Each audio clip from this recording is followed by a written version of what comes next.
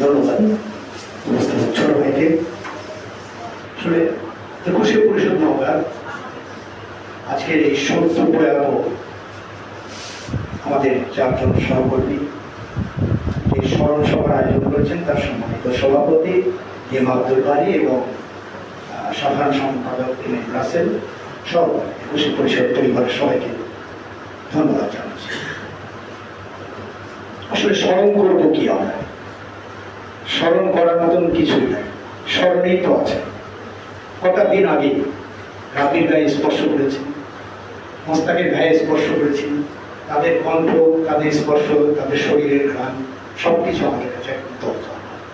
এই তরতাজা বিষয়টা এই জন্য বলছি, এবং যারা এই যে বলত সে নজরুল 21শে পরিষদের অনুষ্ঠানগুলোতে কিন্তু তাদের সাথে বসতে আড্ডা দেওয়া, কথা বলা, চা খাওয়া, কত কি করেছি। খুব বেশি সময় চলে গেছে।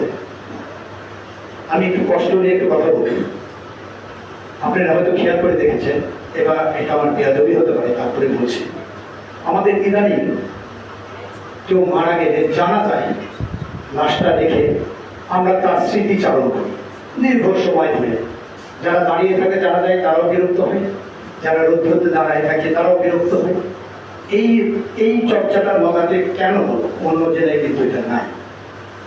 যদি শ্মশানের সুযোগটা থাকতো দাঁড়িয়ে থাকে স্মরণ করা, মনে হয় ওখানে হতো। আমি মনে করি যারা এলেনদার এবং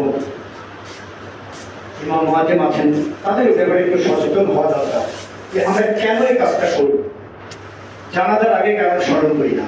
যদি স্মরণ করতে হয়, হ্যাঁ আজকে 21শে পরিষদ যে আয়োজন করেছেন এইরকম একটা আয়োজনের মধ্যে দিয়ে স্মরণ করা হবে। আমরা একজন একজন করে নিই, আজকে আলোচনা করছি আমরা চারজনের মধ্যে। আমি মোস্তাককে খুব ছোট থেকেই চিনি, বলা যায় আমার বাসায় খুব যাওয়া আসা করতো। আমার ছোট ভাই কোনোদের সাথে তার অত্যন্ত ঘনিষ্ঠতা ছিল। আমার দুটো ভাই খুব পিঠাপিঠি ছিল কোনো, তার কারণে আমার বাসা, যেহেতু আমার বাসাটা পবিত্রের কাছে আসা যাওয়াটা ছিল। রাব্বির কথা একটু অন্যভাবে বলি। কর্মসূত্রে আমার বাবা স্বাধীনতার পরে নওগাঁর প্রথম আড়াই জয়েন করে নওগাঁ হাসপাতালে। আমাদের কোয়ার্টার মাঝখানে ছোট্ট একটা প্রাচীর, আর এপারে ছিল স্টাফ কোয়ার্টার। এই স্টাফ কোয়ার্টারে রাব্বির বেড়ে ওঠা, ওবায়দুল চাচা ওখানে যাওয়া, এর মধ্য দিয়ে কিন্তু ওরা বড় হয়ে উঠত। বাস্তবতা সেও মারা গেছে। মানুষ আমরা মুখে অনেক কথা বলি, আমরা ধরে রাখার কি কোনো চেষ্টা করি? আজকে আমি বলি